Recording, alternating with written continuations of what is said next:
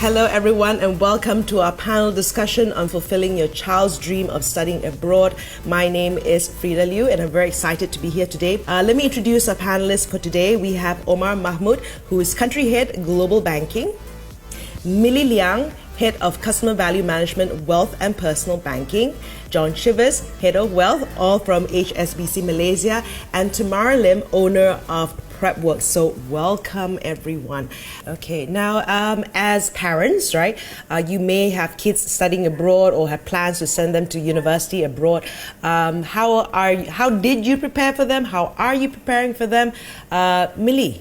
Yeah, so my children are still too young, not ready to go to, school yet. With HSBC Premier, it'll allow me to extend the HSBC Premier privileges to the children. So this will actually help, them to understand the value of money, and by having the Premier savings account, they will learn the opportunity to experience how managing money is before they are going to university. So this will give them financial confidence and they'll learn to make the right decisions on both their savings as well as their spending habits. As a parent, I plan to send my children over when they are around high school age, so that would be 16, for boarding school just before university, eventually at 18. I have thought about this question many times as a parent and as an education consultant.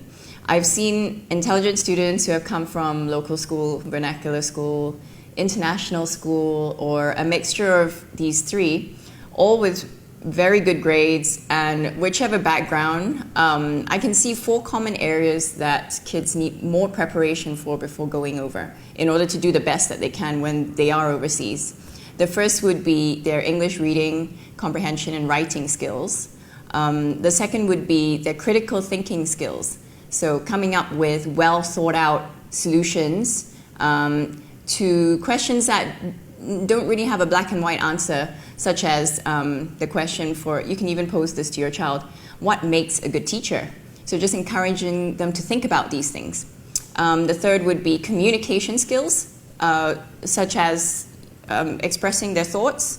So actually actively listening as a parent to them when they want to voice out their opinion. And the fourth would be choosing the right course, choosing the right area of study when they go abroad. Because a lot of parents push their kids towards the strengths where they're really good at. And for us, I can generalize. I suppose it's more like maths and sciences. But actually, you need to not just look at their strengths, but their passion, where they really are, in a way, losing time when they do that activity, and you need to find where that overlaps. And that's where they should go in terms of the direction of their career, and I suppose, and beyond. So I'm preparing my kids for university, bearing all these 4 things in mind. We try and incorporate that in my online primary school, which also runs the British UK national curriculum. I'm also learning whilst I'm leading on how to get these skills across as a parent. Taking some online courses from Harvard Graduate School of Education. I'm leveraging on my teachers' expertise, and because they have a wealth of experience, how to impart such skills, not just to my own kids, but others as well. I'm also encouraging my kids to be curious about things, intellectually curious. And I see that from after they've had a morning online lesson, and then I take them out to nature, and they're starting to question things like, why are the flowers turning towards the sun? And a 5-year-old normally wouldn't think of these things, but because he's just had a science lesson that stirred up those questions in him, something has kind of lit inside. So I find those moments really encouraging as a parent to see that. The other thing I wanted to say was, for parents, I would give the advice that you use every moment as a teaching moment. Like you should ask your kid, how many hours of screen time should you have a day? And why? And what happens if you have too much? So these sorts of questions will encourage them to think long term. And if you don't ask them the question, they will never, and kids these days, it's always about immediate satisfaction. You don't think about the consequences maybe down the road. And so getting them to come up with their own solution and their own answers makes them kind of ownership of their own life. So I would encourage that as well. And that's the sort of thing I want them to bring overseas, because that's when they're kind of almost left on their own to think for themselves. Right. John, you've got your kids overseas already. How did you prepare for that? Yeah, my point of reference is the UK. I have one son who has just completed his Masters at Exeter, and another who is just starting his second year, also at Exeter University. I think firstly, the key is to understand the costs of overseas education. It's not just about the fees. You have accommodation, you have food, general spending money, there are clubs, there are gym memberships. So it's always much more costly than you initially think it's going to be. So whatever you're thinking, I would add 10-15% on top to cover any unexplained costs. I think next is to start saving early. So for me, I started thinking about this about 12 years ago. And I put a savings plan. So I save monthly for this. I committed an amount that I felt that I needed to put aside so that I could build up a nest egg. And as that amount has grown over the years, I think what's important is that you diversify the funds so that you're not, obviously it needs to be in line with your risk appetite, your time horizon, so that you're not being overexposed in one area. I think the other key, and something that we don't often think about, is the exchange rates. So, what's important is, I think if you look back over the last 10 years, the ringgit to sterling conversion rate has varied anywhere between 4.7 and 6.7. So that's a 30 to 40% swing and can really add to the cost of overseas education. So my advice is to really monitor the exchange rates as you go, and convert small amounts when it's favourable to do so, rather than waiting until the point that the children actually attend university, because actually that can make it a lot more cost effective for you. And I think the good news is with HSBC, we have 24 hours, 7 days a week foreign exchange conversions, which have live rates. So you can do it anytime through, the convenience of your home, which also means that if there are emergencies for children, then you can convert money and send it immediately, utilising the HSBC facilities. Good point, right? Not having to wait until the last minute and just keeping an eye when the exchange rate is good, right? Omar, 4 kids, how are you planning? Yeah, I'm planning nervously. So for me, there's 3 main things. So start early, have separate accounts, and make it automatic. So those are the 3 tips for us. I have some, my youngest child is probably 17 years away from going to university, but I am saving for them now. The one tip I would give is to definitely start as early as you can. The second thing then, as I said, is to make sure that you have separate accounts. If you're keeping your savings in your normal regular account, it's very, very easy to spend it. So I would strongly recommend that you have a separate account that you keep just for savings, and ideally don't have a debit card for that account, which means if you're ever going to take money from it, you have to really go through a lot of effort to get money out of that account, and that helps to resist that urge. And the third thing I would say is make the saving automatic. We all lead very busy lives, and in our minds we would say, yes, I would love to transfer some money every month. But if you're having to do that manually yourself, there'll be some months you may forget, you might do it later, you can't remember, or you spend the money. By setting up a plan, and we have a lot of regular ones where you can do it for 12 months, a set amount, that money can go out of your account the minute that your salary hits the account. What that means is that you don't need to think about it anymore, it's automatic, and you have comfort in your mind that at the end of the year you will have achieved the savings target that you will have set out to try achieve.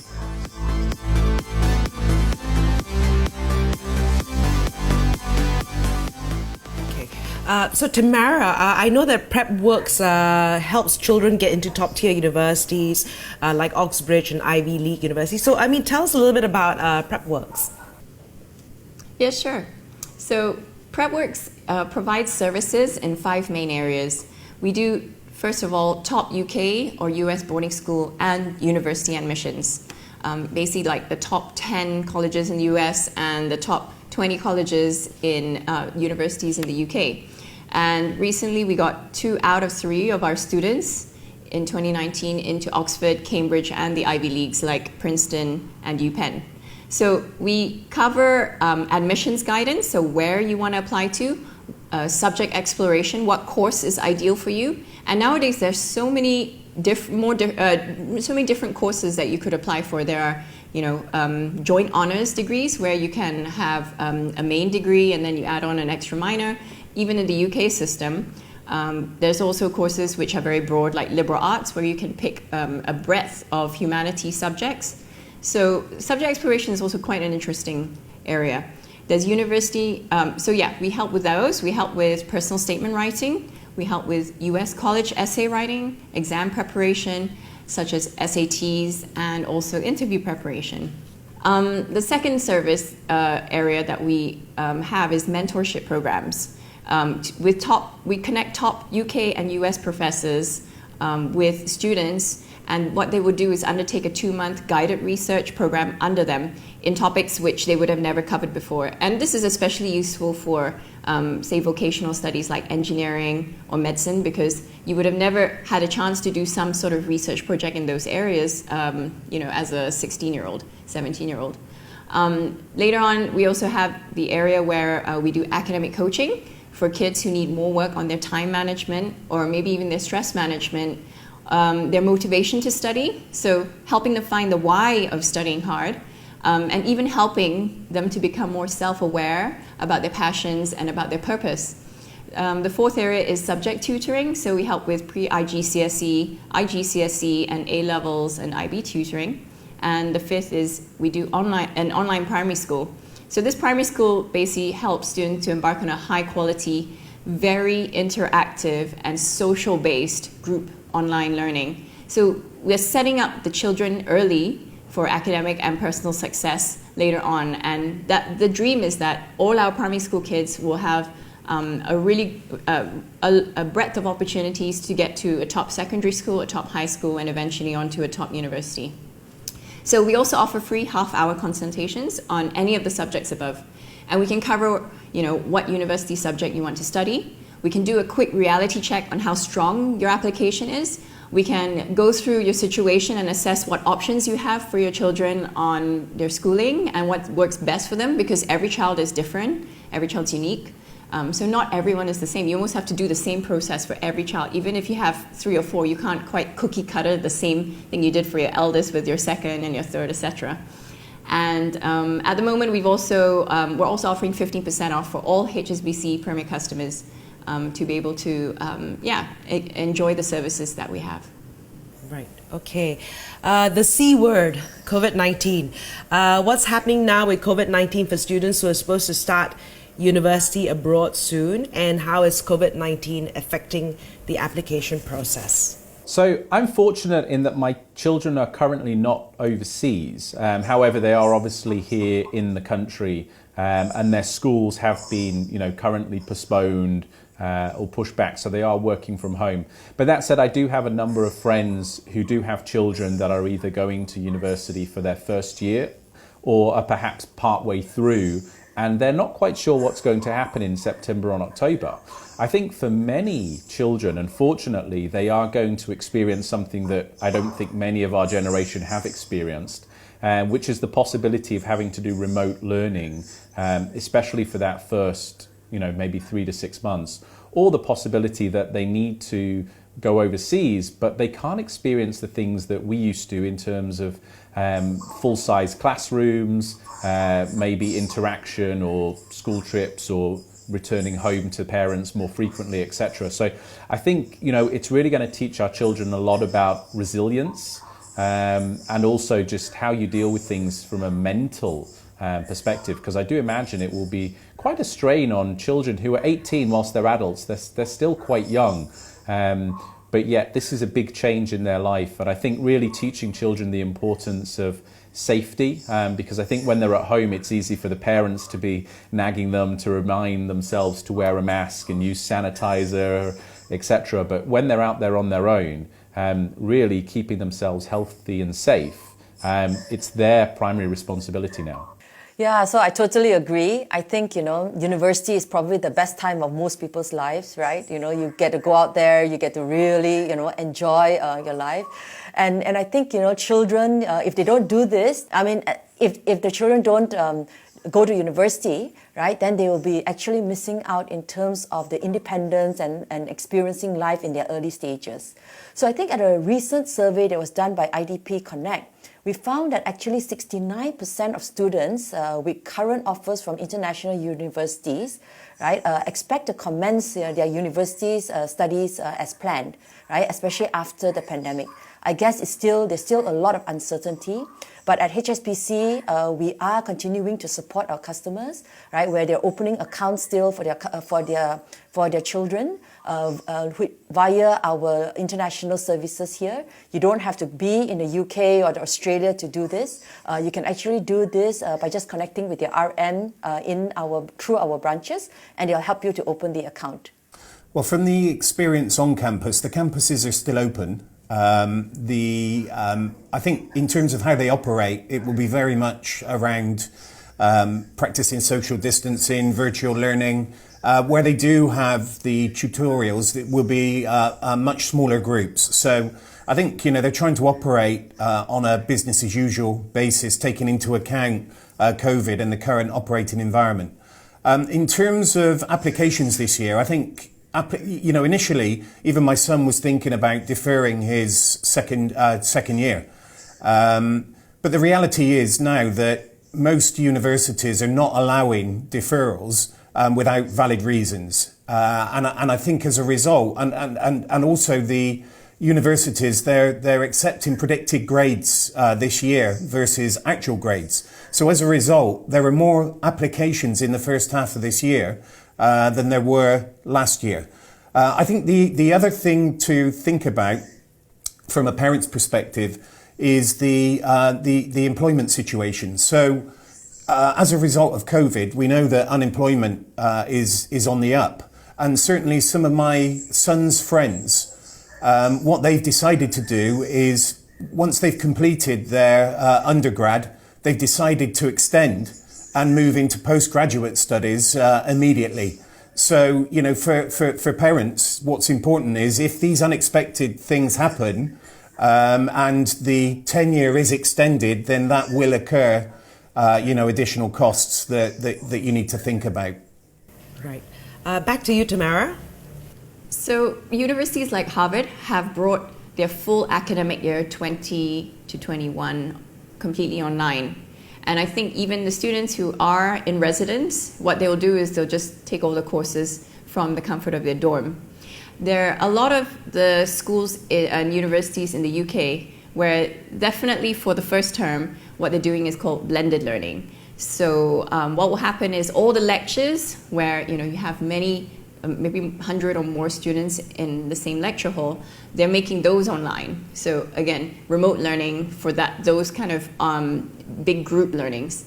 Having said that, places like Cambridge, like Oxford, and there are other, like Bristol and Sheffield, they still have small group learnings, and those are still being carried out in person. So they will meet up in a small classroom, maybe 3 or 4 people, and having practiced also social distancing measures for those circumstances. And also there are the practicals when you take a science subject, which you can't avoid in-person learning. And there's also clinicals where the medic students also have to be in-person learning and doing the tactile sort of work. So those are not being transferred onto remote, but what they've put online. And therefore, term is just sort of happening. Nothing's put on hold. Everything's going according to plan. And also, I would suspect that for those of you applying for next year's entry in September, things are going according to plan as well, because they're hoping, I guess they're banking on a vaccine to placate the situation, if not fully, at least partially.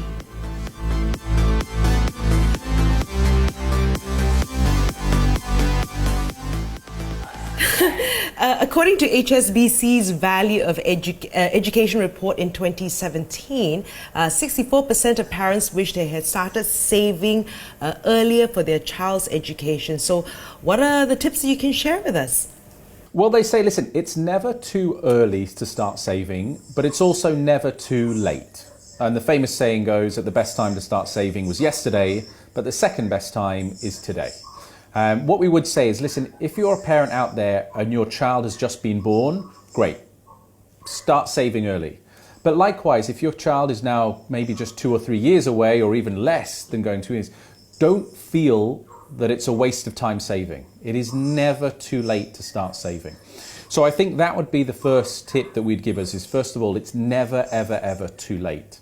The second thing that I'd like to pick up on is the idea of pay yourself first when it comes to savings. So what we often do is we think, okay, when we get our salary into our account, and obviously the tax man takes the money first. But after that, when it comes in, what we often think about is say, okay, well, I need to pay my landlord if I'm paying rent, or my mortgage if I own the house. I need to pay for my car. I need to pay for my food bills. I might have some form of insurance premium or whatever. And then after we've paid everybody else, we think that we have a residual amount that we can save.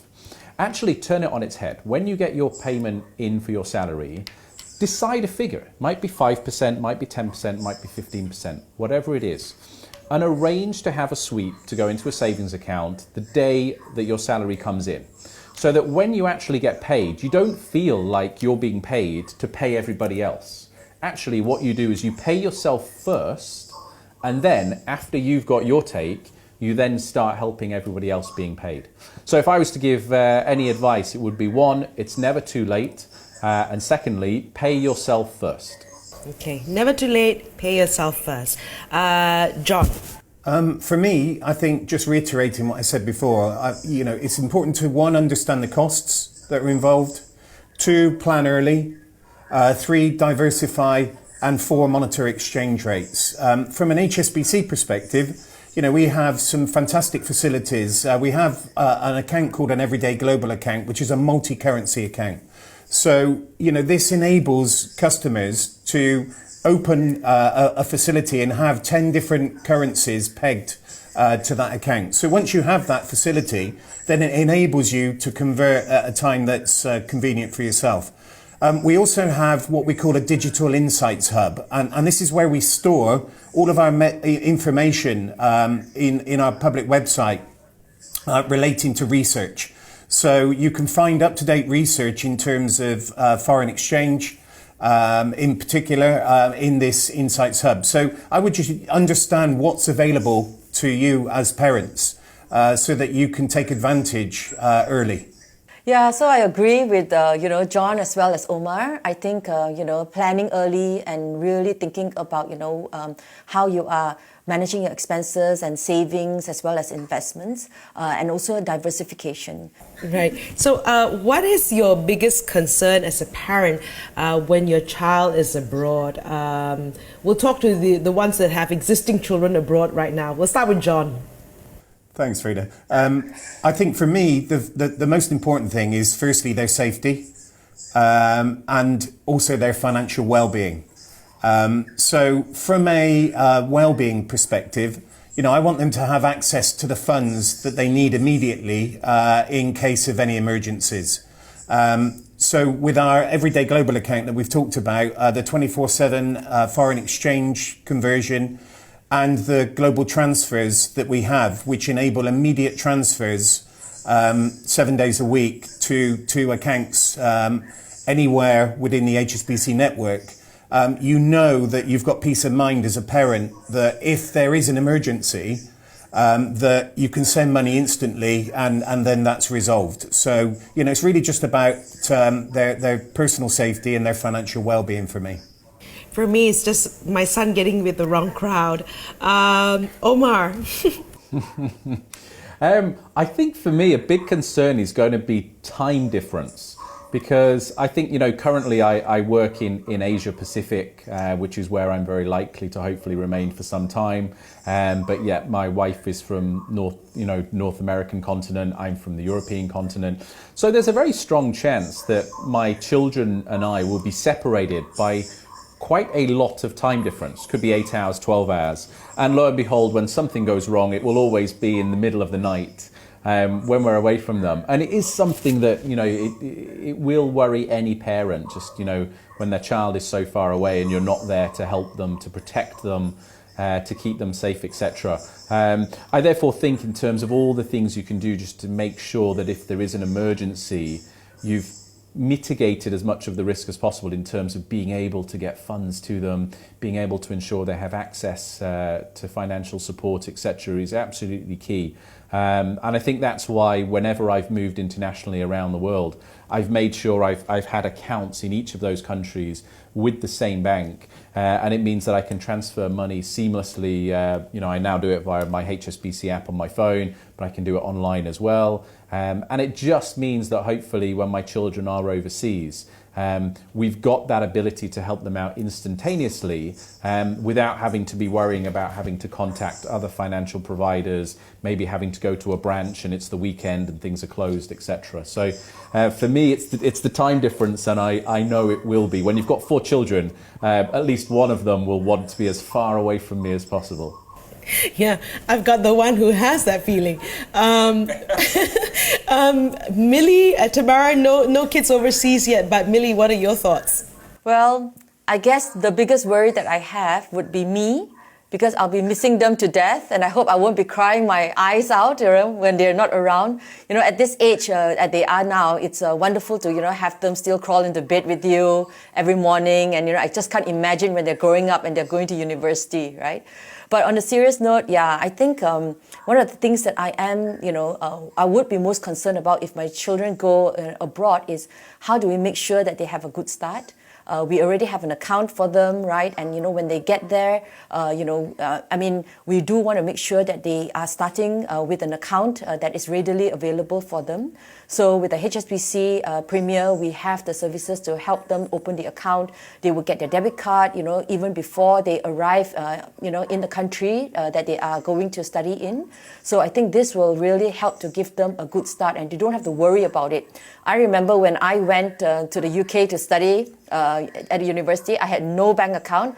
I carried, some cash with me, and I had a bank draft, try to figure out how to bank it in. But, I think life these days is so much easier, and, it's also, much easier and safer for our children when they go abroad. Tamara, thoughts? My biggest concern would be their safety, socially and physically. So do they have all the resources they need to not worry about other things and just focus and do well at school or university?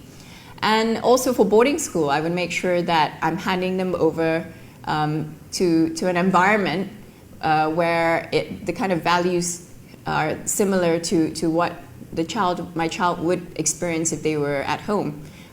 Because they're more or less like a surrogate family. You're passing over your child to in their formative 16, 17-year-old years to another environment. And I suppose as parents, we can't control everything about our children, even when they're living at home. But what we can control is the environment that we're putting them in. And so it's very unique for each child which environment they thrive in. And so it's very important to choose correctly and therefore get all the information you need to be able to make that decision. And that's where we can help as PrepWorks. Okay, final question. What would be your advice to all the parents that want to send their children abroad? We'll start with you, John. Well, I think firstly, from a child's perspective, it's about making sure that they're given the right amount of money in the first place, because, too little or too much can have implications either way. So I think it's also about understanding, do you want them to work while they're there to help fund their education? Or do you want them just to focus on their studies? So it's having a view around that, and then making sure that, they have the right amount of money. I personally, for both of my children, I gave them a minimum amount, and they had to then work separately to help fund, their lifestyle back in the UK. But I realise, that doesn't work for everybody. From the parent's perspective, it's just about making sure, you understand the costs. you put your plan in place, you diversify your funds in line with your risk appetite, time frame, and you take advantage of the international services that HSBC has to offer, so that at least you know that you've got the peace of mind that you can transfer funds as and when your kids need access to money. Well, I think if anything has taught me during this pandemic is, life is short, and you need to really make sure that you are planning, early, right? And my advice is that we should start planning today. The earlier you plan, you'll be able to achieve the financial independence that you will be able to get to support your children to go overseas. So you'll be investing a certain amount into your kids' education by sending them abroad. And definitely more than if you would if they stayed here in Malaysia. That amount is going to be the same, whether it's the 100th ranked university or the 10th ranked university, because they pretty much cost the same. What I would ask you to think about is to ensure that that amount can get your child the best university they can possibly get. And in order to do so, I would encourage you to seek advice from experts like ourselves, to be able to see what chances they have and what possible options they have in terms of where they can reach, where they can potentially get to, and the sort of gaps that they need to fill in order to get there. And that's where we come in as experts, to be able to advise you on what needs to be done before they submit that application. And definitely the best will change a lot of things about their career opportunities. Having that name on their CV will help them with the trajectory, especially also the network, and hopefully to change the future, not just university life, but beyond that. Right. And Omar? My number one advice is do not feel alone. Okay, there are a lot of people out there who are probably watching this webinar because they're concerned about how they will finance their children's education. What I would say to you is, listen, all of us here are parents who've been on this webinar. Many of the things that you think, we also think. And there is a lot of stress. It is a lot of strain. But don't feel like you need to figure out all the answers yourselves. So please, come and talk to us. We have financial advisors who do this for a living. They will literally see client after client and talk through how they build a proper savings plan. And they can sit down with you, and we can use these best practices, which we've learned over many decades and many generations, of how people save for their child's educations. So please, if there's one thing that I want you to take away, don't feel alone, and please come and speak to someone, because we'd be happy to help. Thank you once again to all our panelists, John, Mily, Tamara, and Omar. This has been really fruitful for me. A lot of insights as, you're thinking about your children's education and even thoughts about sending your children overseas. So thank you once again for joining us, and hope you got something out of there. And you can go over to HSBC to get more information in terms of, planning for your children's education. So thank you once again.